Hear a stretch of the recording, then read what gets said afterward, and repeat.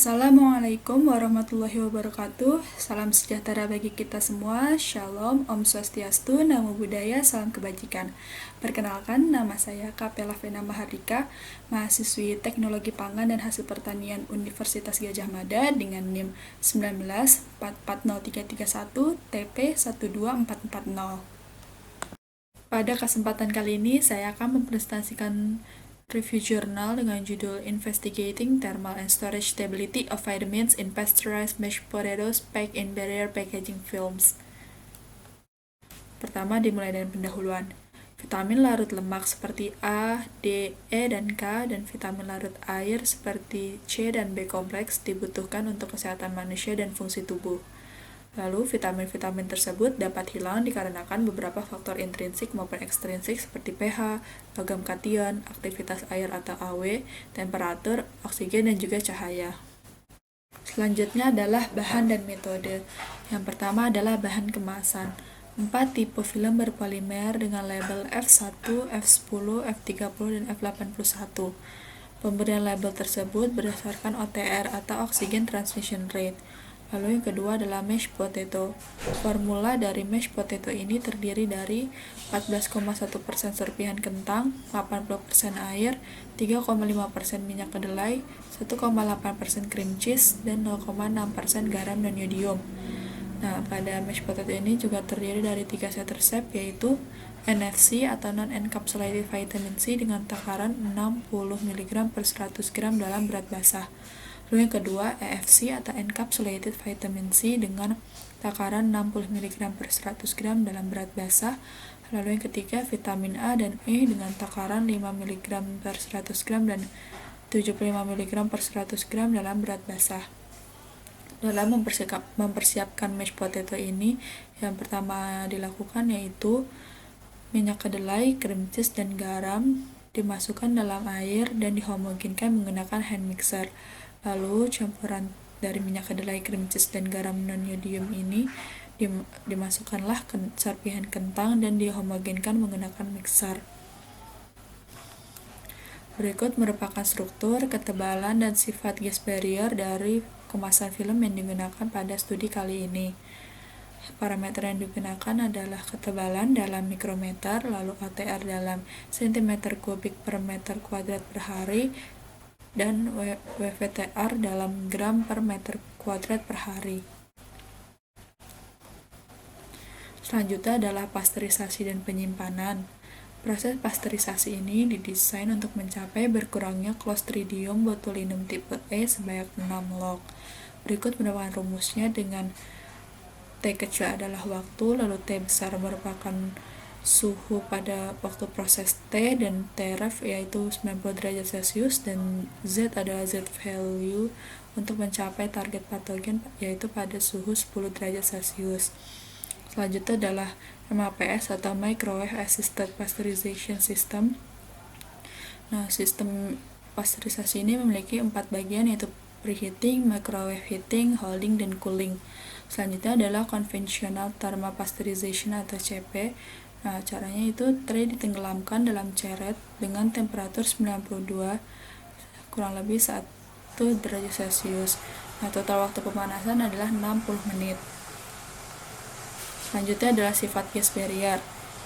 Instrumen permeabilitas Oxtran 2-21 digunakan untuk mengukur oxygen transmission rate, dan instrumen permeabilitas Permeatran 3-33 digunakan untuk mengukur water vapor transmission rate, atau tadi disebut WVTR. Selanjutnya adalah sifat dielektrik. Teknik SPDR atau Split Pulse Dielectric Resonator digunakan untuk mengukur sifat dielektrik dari film. Sistem dari pengukuran ini meliputi rongga SPDR yang beroperasi pada frekuensi 2688 GHz. Selanjutnya adalah sifat termal. Kalorimeter digunakan untuk mengukur sifat termal melting enthalpy yang berdasarkan kristalinitas dalam satuan joule per gram pada film berpolimer. Selanjutnya yaitu total plate count dan pH. Tray direndam pada hari ke-0 dan ke-90 penyimpanan untuk dianalisis mikrobianya. Nah, analisis mikrobia ini dihitung menggunakan log CFU per gram. Selanjutnya adalah warna instrumental. Spektrofotometer digunakan untuk mengukur warna sehingga didapatkan lightness, red atau green chromaticity, dan yellow atau blue chromaticity yang digunakan untuk mencari perbedaan warna, chroma, dan derajat hue. Selanjutnya itu vitamin. Ekstraksi vitamin dilakukan dengan menghomogenkan 5 gram sampel yang 5 ml dari 50% berat per volume kalium hidroksida dan 10 ml dari 0,2% berat per volume asam askorbat. Berikut merupakan rumus perbedaan warna, chroma, dan derajat hue. Nah, seperti yang kita tahu, L itu adalah lightness akhir dan L0 adalah lightness awal, lalu A dan adalah chromacity red atau green akhir, dan A0 adalah red atau green chromacity akhir awal, dan B adalah yellow atau blue chromacity akhir, dan B0 adalah yellow atau blue chromacity awal. Nah, lalu chroma ini didapatkan dari A kuadrat plus B kuadrat lalu diakarkan, dan derajat hue yaitu tan pangkat minus 1 kali B per A. Lalu analisis data ini menggunakan HSD dengan alfa sebesar 0,05. Selanjutnya adalah hasil dan diskusi. Yang pertama pada efek pada sifat kemasan film. Yang pertama, sifat gas barrier. Sifat gas barrier dari film berpengaruh secara signifikan bergantung pada tipe kemasan. Perubahan pada sifat gas barrier bergantung pada komposisi pada keberadaan polimer pada struktur multilayer. Polimer seperti nilon menyerap air yang akan mengakibatkan terjadinya plastisisasi. Proses plastisisasi ini yang akan meningkatkan volume bebas yang menjadi alasan utama dari berkurangnya sifat barrier dari film setelah pasteurisasi. Yang kedua yaitu sifat dielektrik. Pada kedua pasteurisasi, baik MAPS maupun konvensional berubah sifat dielektriknya terutama pada dielectric loss dan tangan setelah terpapar panas dan air. Peningkatan dielectric loss setelah pengolahan berpengaruh pada penyimpanan moisture dari film. Jumlah moisture bergantung pada struktur dari film. F1, F10, dan F30 mengandung nilon yang menyerap air saat pemanasan, sedangkan F81 tidak mengandung nilon sehingga tidak menyerap air. Lalu yang ketiga, sifat termal. Terjadi peningkatan pada entalpi kristalin dari film setelah pasteurisasi kecuali F81. Adanya nilon memiliki kontribusi terhadap peningkatan nilai entalpi. F81 mengandung PET yang bersifat hidrofobik. Berikut merupakan data perubahan dielektrik dan sifat termal dari film setelah pengolahan. Selanjutnya yaitu efek pada kualitas pangan. Pertama, vitamin C. Pasteurisasi memiliki berbagai efek pada non-enkapsulasi dan enkapsulasi vitamin C. NFC atau non-encapsulated vitamin C secara signifikan berkurang dikarenakan proses termal pada MAPS dan CP. Tidak ada perbedaan antara MAPS dan CP. EFC atau encapsulated vitamin C tidak menunjukkan adanya perubahan. Selanjutnya, vitamin A dan E. Pasteurisasi tidak berefek pada kadar vitamin A dan E dari mashed potato. Mashed potato ini difortifikasi dalam bentuk sintetis dari vitamin E, tocopherol asetat, dan vitamin A, retinol palmitat.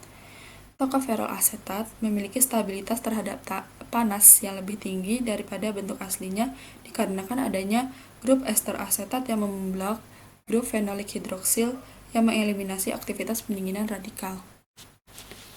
Selanjutnya adalah warna. Pada CP dan MAPS keduanya memberi efek terhadap parameter warna. MAPS dan CP mempengaruhi mashed potato terhadap peningkatan lightness, redness, dan yellowness. Perubahan yang lebih tinggi ada pada CP daripada MAPS karena waktu proses CP yang lebih lama dibandingkan dengan MAPS.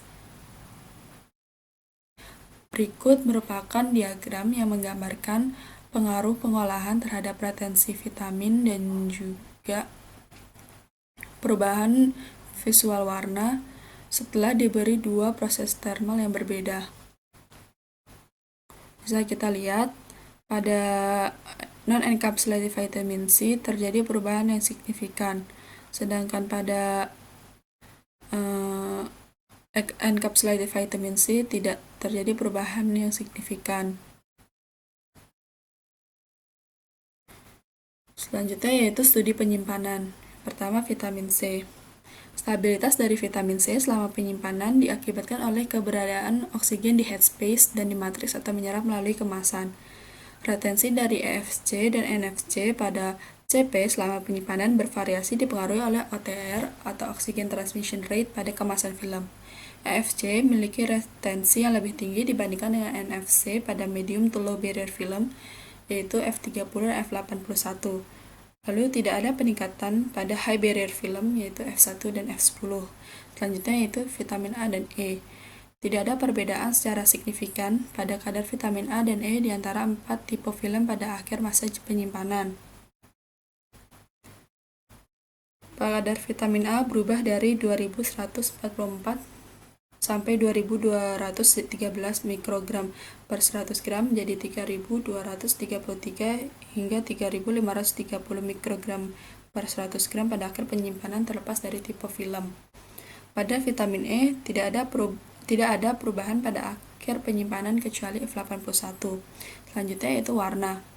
Semua parameter warna secara signifikan meningkat pada akhir penyimpanan terlepas dari tipe film kecuali lightness pada F81. Reaksi pencoklatan dan enzimatis terjadi karena penambahan oksidasi karena tingginya OTR pada film. Perubahan warna pada F1, F10, dan F30 selama penyimpanan dikarenakan retrogradasi pada pati. Color values dari mashed potato EFC dan vitamin A dan E tidak berbeda secara signifikan pada akhir penyimpanan terlepas dari tipe film. Selanjutnya yaitu total plate count dan pH. Kualitas mikrobiologis dari mashed potato tetap bertahan pada akhir penyimpanan. Mikrobia mesophilic aerobik dan anaerobik meningkat menjadi 2 hingga 3 log CFU per gram dan 1 hingga 2 log CFU per gram, dan juga mikrobia sikrofilik ini kurang dari 1 log CFU per gram. pH pada NFC, EFC, vitamin A dan E tidak mengalami perubahan. Berikut merupakan diagram yang menggambarkan kadar nutrisi, yaitu non-encapsulated vitamin C, encapsulated vitamin C pada gambar kiri, lalu vitamin A dan vitamin E pada gambar kanan. Berikut merupakan mashed potato yang terlihat perubahan warnanya dari penyimpanan 0 hingga penyimpanan 90 pada masing-masing kemasan film. Berikut merupakan diagram yang menggambarkan lightness, redness, yellowness, chroma, dan derajat hue. Kesimpulan dari jurnal ini yaitu enkapsulasi menunjukkan potensi secara signifikan dalam meningkatkan pemrosesan serta stabilitas vitamin C. Yang kedua yaitu vitamin larut lemak menunjukkan stabilitas penyimpanan yang sangat baik terlepas dari sifat film barrier yang dipilih. Lalu yang ketiga yaitu pasteurisasi yang dibantu oleh microwave dapat menghasilkan produk dengan atribut warna yang lebih baik dan retensi nutrisi yang sebanding dibandingkan dengan pasteurisasi konvensional. Baik, sekian presentasi dari saya. Mohon maaf apabila ada kesalahan. Terima kasih. Assalamualaikum warahmatullahi wabarakatuh. Salam sejahtera bagi kita semua. Shalom, Om Swastiastu, Namo Buddhaya, salam kebajikan. Perkenalkan, nama saya Kapela Vena Mahardika dengan NIM 19440331 TP 12440. Pada kesempatan kali ini, saya akan menjawab beberapa pertanyaan dari teman-teman. Pertanyaan yang pertama yaitu, apa tujuan dari 4 bagian MAPS atau Microwave Assisted Pasteurization System pada proses? Yang kedua, mengapa tray ditenggelamkan pada suhu 92 kurang lebih 1 derajat Celcius, tidak pada suhu lain, dan mengapa perlu waktu 60 menit? Yang ketiga, di antara EFC dan NFC, manakah yang lebih baik untuk mencegah penurunan kadar vitamin C? Yang keempat, bahan kemasan apa yang paling baik untuk meminimalkan retensi vitamin C? Pertanyaan pertama yaitu, apa tujuan dari 4 bagian MAPS pada proses? MAPS memiliki 4 bagian, yaitu preheating, microwave heating, holding, dan cooling. Nah, tujuan dari preheating ini yaitu menyiapkan panas dan menggunakan sirkulasi air pada suhu 70 hingga 90 derajat Celcius. Lalu, microheating bertujuan untuk menyuplai daya microwave ke makanan yang bergerak melalui carriers. Bagian holding dan cooling memiliki tujuan yang sama dengan proses retorte secara tradisional. Pertanyaan kedua yaitu, mengapa tray ditenggelamkan pada suhu 92 kurang lebih 1 derajat Celcius, tidak pada suhu lain, dan mengapa perlu waktu 60 menit? Nah, jawabannya yaitu agar tercapai letalitas kumulatif sebesar 16,1 kurang lebih 1,3 menit. Pertanyaan ketiga yaitu, di antara EFC atau encapsulated vitamin C dan NFC atau non-encapsulated vitamin C, manakah yang lebih baik untuk mencegah penurunan kadar vitamin C? Jawabannya adalah EFC atau encapsulated vitamin C. Karena EFC ini sudah didesain sedemikian rupa sehingga bersifat lebih tahan terhadap oksidasi.